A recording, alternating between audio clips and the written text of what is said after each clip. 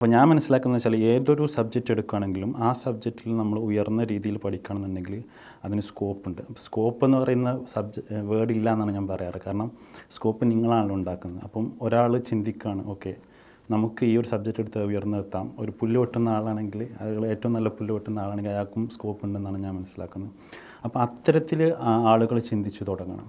അപ്പോൾ നമ്മൾ ഫിസിക്സ് എടുക്കുകയാണെന്നുണ്ടെങ്കിൽ ആ ഫിസിക്സിൽ ഏറ്റവും ഉയർന്ന സ്ഥലത്ത് പഠിക്കാനുള്ള അല്ലെങ്കിൽ ഉയർന്ന സ്ഥലത്ത് റിസർച്ച് നടത്താനുള്ള ഒരു സാഹചര്യം നമുക്ക് ചിലപ്പോൾ നമുക്ക് ഉണ്ടാവാതിരിക്കാം, സാമ്പത്തികമായിട്ടൊക്കെ ഉണ്ടായിരിക്കും. പക്ഷേ നമുക്ക് കഴിയുന്ന രീതിയിൽ, ഇപ്പോൾ കേരളത്തിലാണ് പഠിക്കാൻ കഴിയുന്നില്ല, കേരളത്തിലെ ഏറ്റവും ഉയർന്ന സ്ഥലത്ത്, അല്ലെങ്കിൽ നമ്മൾ ഇന്ത്യയിലാണെങ്കിൽ ഇന്ത്യയിൽ ഉയർന്ന സ്ഥലത്ത്, അങ്ങനെ രീതിയിൽ പഠിച്ചിട്ട് ആ ഒരു പെർട്ടിക്കുലർ ടോപ്പിക്കിൽ ഉന്നതിയിലെത്താം എന്നുള്ള ഒരു ചിന്താഗതിയിൽ ഒരു മാറ്റം വരുമ്പോഴാണ് ശരിക്കും ഇത്തരത്തിലുള്ള എന്താ പറയുക, ഒരു പെർട്ടിക്കുലർ ടോപ്പിക്കിൽ നമ്മൾ ഉന്നതിയിലെത്തുന്നത്. അപ്പോൾ അത്തരത്തിലേക്കുള്ള ഒരു ചിന്താഗതി മാറണം.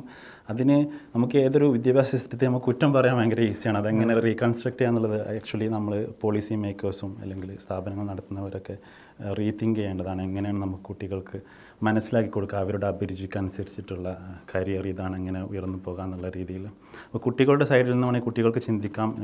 ഒരുപക്ഷെ ഇപ്പോൾ ഇൻ്റർനെറ്റിൻ്റെ കാലമാണല്ലോ. അപ്പോൾ ഏതൊരു വിഷയം അവർക്ക് ഇൻട്രസ്റ്റ് ആയി തോന്നുന്നുണ്ടെങ്കിൽ അതിൽ ഉയർന്നപ്പെട്ട ആളുകളോട് സംസാരിക്കുകയോ അല്ലെങ്കിൽ അങ്ങനെ ഇൻഫർമേഷൻ കളക്ട് ചെയ്തിട്ട് കുട്ടികൾക്ക് അങ്ങനെ ചെയ്യാവുന്നതാണ്.